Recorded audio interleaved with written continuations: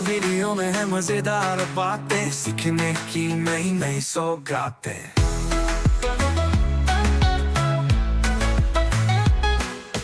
Grammar अब होगा सबका दोस्त, ग्रामर विजन के साथ जुड़ो रोज। लाइक शेयर सब्सक्राइब करो।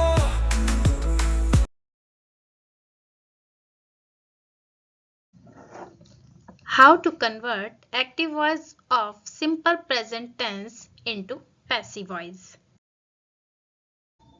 सिंपल प्रेजेंट टेंस के पैसिव वॉइस को समझने के लिए हम पहले इसके कुछ एग्जाम्पल्स को पढ़ेंगे।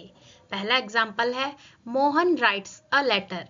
जब हमने इसका पैसिव वॉइस बनाया तो हमने क्या कर दिया, a letter is written by Mohan. दूसरा एग्जाम्पल है दे बाय बुक्स। जब इसका पैसिव वॉइस बना तो हम देखते हैं, हमने लिखा books are bought by them. तीसरा एग्जाम्पल लिखा हुआ है he abuses me। जब इसका पैसिव वॉइस बना तो वो हो गया I am abused by him। इन तीनों एग्जाम्पल्स को रीड करने पर हमें क्या पता लग रहा है कि ये जो हमारा ऑब्जेक्ट था अ लेटर, ये हमारा सब्जेक्ट बन गया है और हेल्पिंग वर्ब इज का प्रयोग हुआ है और साथ में वर्ब की यहाँ पर जो फर्स्ट फॉर्म में एस या ईएस लगा हुआ है as per rules of simple present tense, वो ना होके वर्ब की थर्ड फॉर्म लगा दी गई है और उसके बाद बाई का प्रयोग हुआ है और फिर ये जो हमारा मोहन जो कि सब्जेक्ट था ऑब्जेक्ट के प्लेस पे चला गया। दूसरे एग्जाम्पल में भी हम यही चीज देखते हैं कि जो बुक्स हमारा ऑब्जेक्ट था वो अब हमारा सब्जेक्ट बन गया है, हेल्पिंग वर्ब आर का प्रयोग हो रहा है और वर्ब की थर्ड फॉर्म, वर्ब की जो फर्स्ट फॉर्म हमारी बाई थी वो अब थर्ड फॉर्म में कन्वर्ट हो गई है। और क्या देखते हैं हम कि बाई का प्रयोग हुआ है और जो दे हमारा सब्जेक्ट था अब वो देम बन चुका है। तीसरे एग्जाम्पल में हम क्या देखते हैं, he abuses me। अब इसका जब पैसिव वॉइस बना तो ये हो गया I, मी का क्या कन्वर्ट हो गया I और I के अकॉर्डिंग हेल्पिंग वर्ब am लगाई।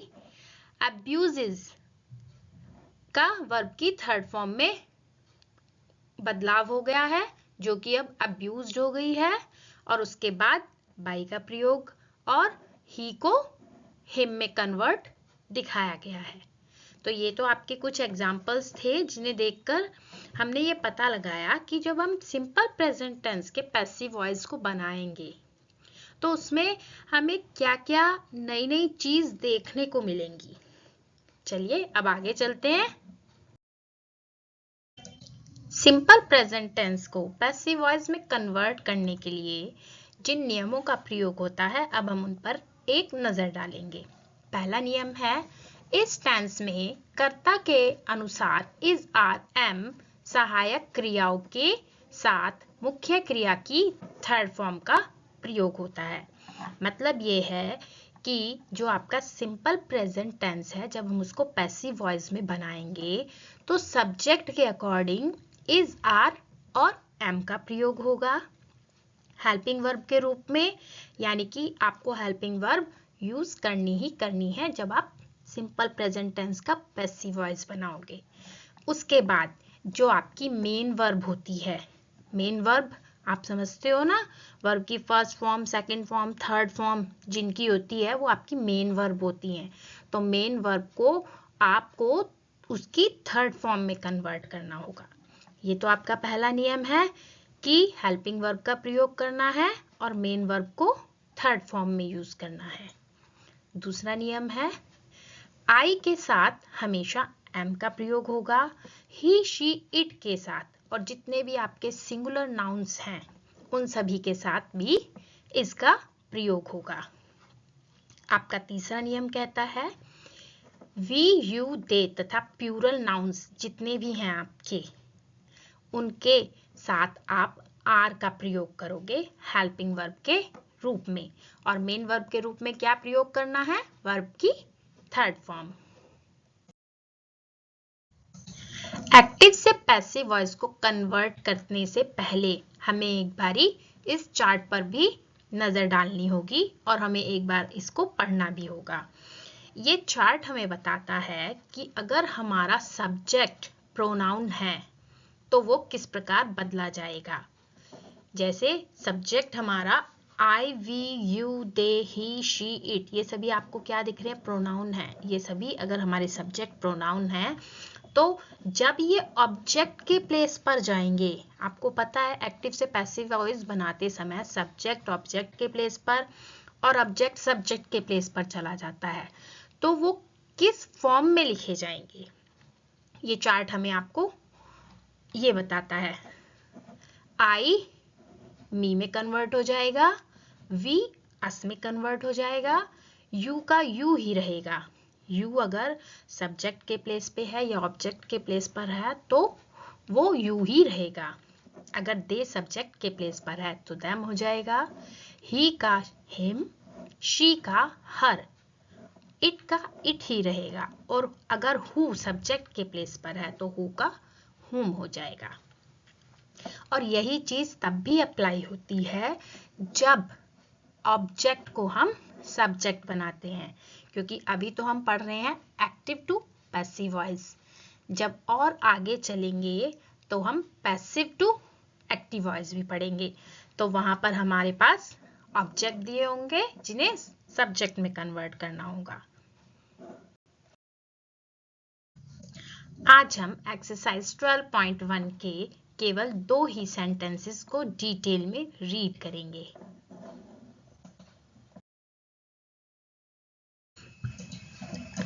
हमारा पहला सेंटेंस है I buy books from the market. सबसे पहले किसी भी सेंटेंस को पढ़ने के बाद हमें फर्स्ट एक्शन क्या लेना है? Recognise the sentence. सेंटेंस को पहचानना है कि वो पॉजिटिव है, नेगेटिव है या फिर आपका इंटरोगेटिव सेंटेंस है। अभी हम केवल पॉजिटिव सेंटेंस पढ़ रहे हैं और हमें ये पता भी है कि ये पॉजिटिव सेंटेंस है, लेकिन जब हम मिसलेनियस एक्सरसाइजेस करेंगे तो हमारा फर्स्ट स्टेप क्या होना चाहिए कि जैसे ही सेंटेंस हमारे सामने आता है हम पहले उसको रिकॉग्नाइज करेंगे कि ये पॉजिटिव, नेगेटिव या फिर इंटरोगेटिव कौन सा सेंटेंस है। तो गिवन सेंटेंस हमारा पॉजिटिव सेंटेंस है। इसके बाद जो हमारा सेकंड स्टेप होगा वो होगा स्ट्रक्चर। अब हम इसका स्ट्रक्चर तैयार करेंगे। यहाँ पर मैं आपको एक्टिव से पैसिव वॉइस डिटेल में समझा रही हूँ। इसको करने के बाद मुझे नहीं लगता कि आप कभी भी एक्टिव से पैसिव वॉइस का स्ट्रक्चर यानी बेस बनाने में, नियम की बात दूसरी है, नियम तो याद करने ही पड़ेंगे, आप कहीं भी गलती करेंगे। तो अब सेकंड स्टेप हो गया हमारा स्ट्रक्चर। स्ट्रक्चर में हमने क्या लिया? सब्जेक्ट, वर्ब और ऑब्जेक्ट। हमें केवल गिवन सेंटेंस के सब्जेक्ट को देखना है, वर्ब को देखना है और ऑब्जेक्ट को देखना है। तो हमारा जो गिवन सेंटेंस है I buy books from the market, इसमें हमारा सब्जेक्ट क्या है? आई, वर्ब क्या है हमारी? बाय, और ऑब्जेक्ट क्या है हमारा? बुक्स। और ये जो फ्रॉम द मार्केट लिखा हुआ है ये है remaining part of the sentence. लेकिन पैसिव वॉइस बनाते समय केवल हमें 3 ही चीजें देखनी है, सब्जेक्ट, वर्ब और ऑब्जेक्ट। अब हमने सेंटेंस को रिकॉग्नाइज कर लिया, स्ट्रक्चर भी बना लिया। अब हमारा अगला स्टेप है रिकॉग्नाइज द टेंस। हमें टेंस को रिकॉग्नाइज करना होगा कि ये गिवन टेंस कौन सा है। अभी आपको पता है कि आप सिंपल प्रेजेंट टेंस के पैसिव वॉइस को बना रहे हो, लेकिन आपको मिसलेनियस एक्सरसाइज में नहीं पता होगा कि ये कौन सा टेंस है। तो आप शुरू से फर्स्ट डे से ही अपना बेस बनाकर चलिए कि हमें पहले सेंटेंस रिकॉग्नाइज करना है, फिर स्ट्रक्चर तैयार करना है, उसके बाद टेंस को पहचानना है कि कौन सा टेंस है। तो आई के साथ बाय लिखा हुआ है, यानी कि वर्ब की फर्स्ट फॉर्म का प्रयोग हुआ है आई के साथ। आई यानी कि आई के साथ बाई वर्ब की फर्स्ट फॉर्म कौन से टेंस में यूज होती है? सिंपल प्रेजेंट टेंस में। इसके बाद जब आपको पता चल गया कि ये कौन सा टेंस है, अब हम इसका पैसिव वॉइस बनाएंगे। ये सारी चीजें जो आपको लग रहा है कि एक एक्टिव से पैसिव वॉइस को बनाने के लिए इतना झंझट कौन पालेगा, ये सिर्फ आपको विद इन अ सेकेंड अपने माइंड में सारी चीजें तैयार करनी है, किसी पेपर पे नहीं लिखनी है। ये सारी चीजें मैं आपको डिटेल में एक्टिव से पैसिव वॉइस बनाने के लिए एक्सप्लेन कर रही हूँ। ये नहीं है कि एग्जाम में आपको बनाने बैठना है। प्रैक्टिस करते करते आपके माइंड में ही ये सारी चीजें खुद इतनी अच्छी तरीके से सेट हो जाएंगी कि आप फटाफट से एक्टिव से पैसिव वॉइस कन्वर्ट कर दोगे। अब जब हमने एक्टिव वॉइस से इतनी इंफॉर्मेशन ले ली है, तो जब हम इसका पैसिव वॉइस बनाएंगे तो पैसिव वॉइस का पहला नियम क्या है कि सब्जेक्ट को ऑब्जेक्ट के प्लेस पर लिखेंगे। ठीक, उससे ठीक पहले हम बाई लगाते हैं। उसके बाद अगला स्टेप, ऑब्जेक्ट को, ये जो हमारा ऑब्जेक्ट है इसको हम सब्जेक्ट के प्लेस पर ले आएंगे। तो अब देखिए कि हमारा ऑब्जेक्ट क्या था? बुक्स, जो कि अब सब्जेक्ट के प्लेस पर लिखा गया है। और हमारा सब्जेक्ट क्या था? आई, जो कि अब हमने ऑब्जेक्ट के प्लेस पर लिख दिया है और उससे ठीक पहले पाई का प्रयोग किया है। क्योंकि हमने सब्जेक्ट को ऑब्जेक्ट बनाया है, इसलिए आई का क्या हो गया? मी। अभी जस्ट पहले मैंने आपको एक चार्ट दिखाया था, वही चार्ट एक बारी आप देख लेना। अब हमने सब्जेक्ट और ऑब्जेक्ट के प्लेसेस चेंज कर दिए पैसिव वॉइस बनाने के लिए। देन हम क्या करेंगे कि वर्ब की थर्ड फॉर्म का प्रयोग करेंगे। वर्ब की थर्ड फॉर्म, यहाँ पर वर्ब की फर्स्ट फॉर्म का प्रयोग हुआ है, तो जब हमने पैसिव वॉइस बनाया तो वर्ब की थर्ड फॉर्म हमने क्या लिखी? हमने बाई का बॉट कर दिया। अगला स्टेप हमारा होगा कि हम हेल्पिंग वर्ब का प्रयोग करेंगे। हमने पढ़ा था ना कि जब हम सिंपल प्रेजेंट टेंस के पैसिव वॉइस को बनाते हैं तो हम हेल्पिंग वर्ब का भी प्रयोग करते हैं, इज, आर और एम का। लेकिन हेल्पिंग वर्ब हम सब्जेक्ट के अकॉर्डिंग प्रयोग करते हैं। यहाँ पर हमारा जो नया सब्जेक्ट है वो क्या है? बुक्स।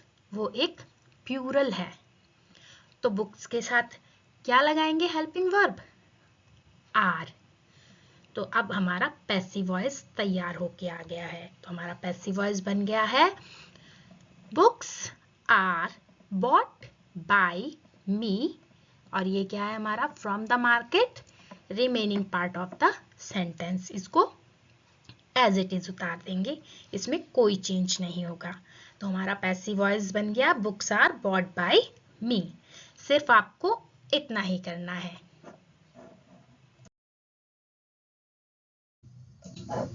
हमारा दूसरा सेंटेंस है, she washes her dirty clothes. तो क्या करना है आपको? First step, recognise the sentence, positive, negative या फिर इंटरोगेटिव। आपको क्लियर है कि एक पॉजिटिव सेंटेंस है क्योंकि नॉट नहीं आ रहा और ना ही कोई WH टाइप वर्ड है। इसके बाद आपको क्या करना है? स्ट्रक्चर बनाना है।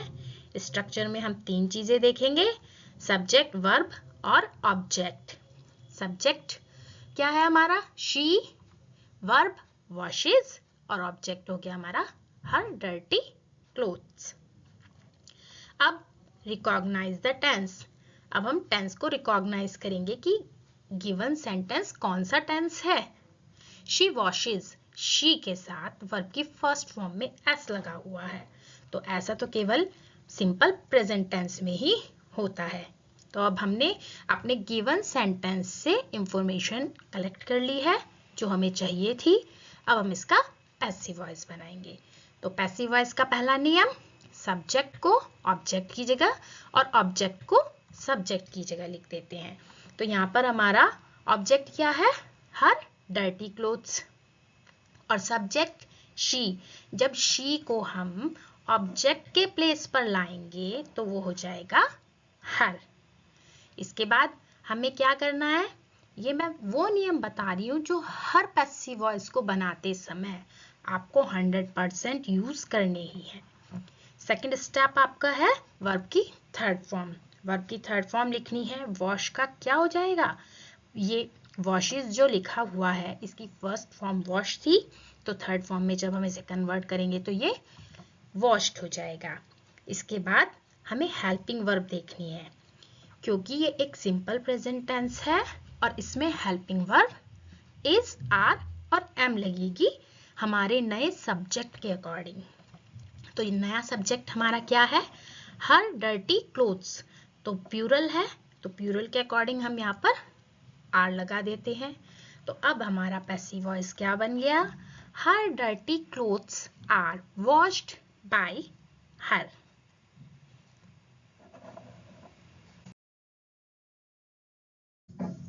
मुझे उम्मीद है कि आपको एक्टिव से पैसिव वॉइस के दोनों सेंटेंसेस बहुत अच्छे से क्लियर हो गए होंगे। इस वीडियो में जो भी मैंने आपको एक्सप्लेनेशन दी है वो a new style of journal English class 10th chapter 12 exercise 12.1 से ली है। Thanks for watching.